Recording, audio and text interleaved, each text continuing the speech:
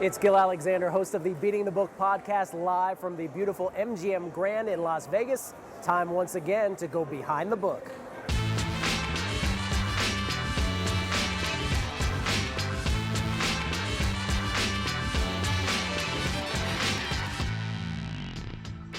Once again, it is the Behind the Book online sports show, live this time from the MGM Grand Sportsbook in beautiful Las Vegas, Nevada. I'm Gil Alexander, host of the Beating the Book podcast, along with Jay Rude, the Vice President of MGM Resorts International Race and Sportsbook. Jay, we're going to talk college and pro football, but before we do so, the elephant in the room, we are not good at picking games. Yeah, no. I mean, I collect a paycheck for a reason on this side of the counter. Last week, Jay had Texas A&M covering against Alabama. I had the Steelers covering against the Patriots. Not so much. Not so much. No, as Joe Madden would have said, we sucked. But yes. We get a week this week to try not to suck. That's right. We will try not to suck. Let us begin with college football, sir. Yes, All sounds right. good. Washington, big favorites, 10-point favorites. On the road. On the road at Utah. Washington 7-0, Utah 7-1. UCLA threw the ball all over the field against Utah last week. You would think Jake Browning, who has 26 touchdowns against just 2 picks this year and averages 10 yards per pass over the last 3 games, you would think he would have tremendous success against Utah. But the flip side here is Joe Williams of Utah, who is out of retirement. Right. And college guy out of retirement. Came back, messed around for a couple games, gained, I think, 197 yards his first time out, then 332. Don't hold me to those numbers exactly, but pretty basically close. Those are the numbers in his last 2 games. 7 bona fide first-round picks, not first-round picks, but 7 bona fide draft picks on that Washington defense.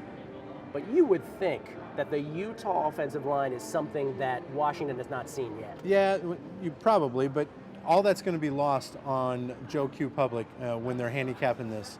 They're going to look at 29-2 in touchdown to interception ratio. They're going to look at 7-0. They're going to look that we made them a 10-point favorite on the road. Why would you do that? And they're going to look at, if they look at anything, they're going to look at the most recent game Utah had, like you said, and they got thrown on, all over the field.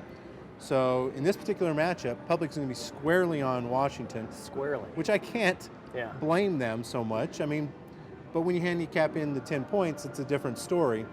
So we're going to be big Utah fans. I'm hoping the resurgent Joe Williams will, help us out there a little bit, and they'll eat up the clock, eat up some ground, let Washington get out there and do a 30-second drive, and then they get back on the ground and chew it up. Every week we seem to do this, you end up needing a big underdog. Love the fact that I am on that side. I'm on the side you need, and then it just doesn't seem to work. You love that fact, do you? Yeah, not so much. Doesn't lately. work out so well that often. Do you think, though, you touched on something there, though, that the public is going to think just these basic fundamental things? Do you think there'll ever be a time where the public will be more sophisticated than that? No, it's getting there, absolutely. I mean, with the fantasy football and everyone diving deeper into stats, the public better has gotten much more sophisticated. Bookmaking 15 years ago, much easier than bookmaking now, because we don't always need 90% dogs anymore. 15 years ago, it was all about 90% dogs. If we got good dogs to come in, we had a good day. But there's a lot of times where a big game, the public's all over the dog. Last week, the public was all over Texas A&M. Some of the bigger plays were on Alabama, but the public was all over Texas A&M. 18.5 points looked like too much, but Bama's a team, that's a much different animal than most. Get smarter, public. Let's see if they get smarter in this one right here. Florida State and Clemson, the other few big college football games, but this is another big one. This is at night at Florida State at Doak Campbell Stadium. Clemson, the 4.5-point favorite on the road. Clemson, on the road again, exactly. Undefeated, 7-0 are the Tigers of Clemson. Deshaun Watson, probably the best player on this field for this game on Saturday night. A lot of people saying, he's not quite the same Deshaun Watson just because he's not running the ball. Right. But you kind of get the feeling he just hasn't taken it to the next gear yet. Florida State last year against Clemson, though, Dalvin Cook, 194 yards on the ground. You would think they've got to do that again to win this one. No, absolutely. I think FSU's got to control the ball somehow. But the public's going to look at them as damaged goods, because they're not the normal FSU team that you're used to seeing. So I think the public, again, laying less than a touchdown, albeit on the road, which is always dangerous in league play, in any league. Doesn't matter if it's Pop Warner or NFL. Right. You don't want to lay points on the road if you can avoid it. When was the last time you laid points in Pop Warner on Well, the it's road? been a while, when my son was Jeez. playing, the dad's next to Generous. me, but Yeah. it's always dangerous to lay that kind of points. But I think we're going to need FSU, which is going to be perceived as a little bit damaged goods, collecting a few points, because anything under a touchdown with Clemson is huge. Yeah, I don't have as much conviction on this particular game as I do the first one. I love Utah getting the 10 points, but these or any other college football games, of course, come down to any of the MGM Resorts properties on the Strip, maybe right here at the MGM Grand itself. Right across from the Tap Bar. Ready to do some pro football? Pro football, yeah. We got some good games, some revenge games. We do. Now, it seems like every week we do this, Jay, we're always talking about the New England Patriots. Yes. And there's a reason for that. It's because you always tend to need the opposite side. And I had Pittsburgh last week. All the sharp bettors, supposedly sharp, had Pittsburgh, as we discussed. Right. Didn't work out for the Steelers. Didn't work out. ABB worked out once again. Always bet Belichick. Now New England, familiar position, on the road, just like we talked about, 6-point favorites at Buffalo. Buffalo beat New England earlier this year.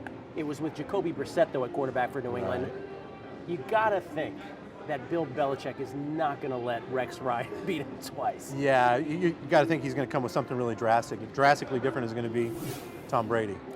That's pretty drastically different. Will you need a bigger decision than this game this weekend? I don't believe so. I think the game that we won with the Bills when they upset them was probably the biggest game of the year that we won. Mm-hmm. And unfortunately, Monday night with the Broncos and all the parlays from the weekend, because everybody bet Belichick rolling into the Broncos, was our worst game of the year. So, and this is going to rival one of those. It's either going to be our best game of the year, or it's going to be our worst game of the year, because I think the public under a touchdown is going to line up on the Patriots like nobody's business. Two-fisted, they'll be coming to the counter.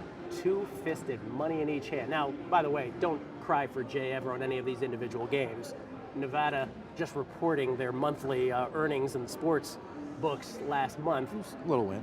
Yeah, you did pretty good. Yeah. In the state of Nevada, that is. 49 million, 36 million of which was on football itself, I believe. Somewhere around there. Something like that. Another game, though, that's great on Sunday. Sunday night game, Philadelphia and Dallas. Absolutely. Cowboys at home here, 4.5-point favorites against their division rival Eagles. The storyline that everybody's talking about, the narrative, Carson Wentz, the number 2 pick in the 2016 draft, against Dak Prescott, the 4th-round draft pick out of Mississippi State for Dallas. One big difference, though, ESPN has a stat called total QBR. Dak Prescott is ranked number 1. Have any idea where Carson Wentz is ranked? Pretty close, I would say. 29th. Oh, wow. And I'm way off. A lot of that has to do with the fact that Wentz's throws are short, and then the skill position players do their thing. Right. 4.5, though, nonetheless. Still more than 3 points, so it's a little dicey. What are you going to need here? Well, since the Cowboys broke the jinx or got the monkey off their back of not being able to win at home this year, and they are now gaining momentum, establishing themselves back in their rightful spot as America's team, we're going to need Philadelphia pretty big in this game. I think this number could actually run quite a bit before game time, especially depending on the day. If we have a good day in the morning against the public, they're going to want to get, it's called the get-out game. It's you either get even or you get even deeper. That's right. So that's what's going to happen in this game. And I think the number is going to run really, really hard. Could be a 6 by the close of this game. This has nothing to do with betting, but when Tony Romo comes back, are you a guy who thinks Romo should play, or do you think Prescott should stay playing? I think you stay with, you dance with the one that you came with. Wow. Small sample size J, they call him. Yes. You like Dak Prescott? Absolutely. So far, there's really no argument against this play, that's for sure. So you're going to need, the biggest one though, is you're going to need the Buffalo Bills on Sunday afternoon against the Patriots. Could possibly be the biggest game of the year. And then this is the get-out game.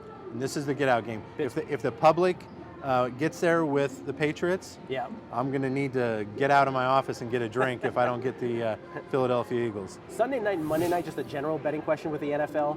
Sunday night is what you're calling the get-out game, but is Monday night the same thing, or do you treat that differently as a new week? It depends on how much money's rolling into it. This week was really, really bad because we had a lot of parlays rolling into that game. Many times Sunday wipes out a lot of our liability on Monday, and it's just a standalone game like any other game. Okay. But it really sort of depends and is dictated by what happens on Sunday. live from the MGM Grand this time around. Jay, you were telling me beforehand that this is probably where the most tickets are written of all your properties up and down the strip, yeah? Yeah, absolutely. This property is probably our highest volume property from a transactional standpoint. We do the fights here in the Grand Garden. It creates a lot of buzz on those nights. They do a great amount of business on Saturday and Sundays here.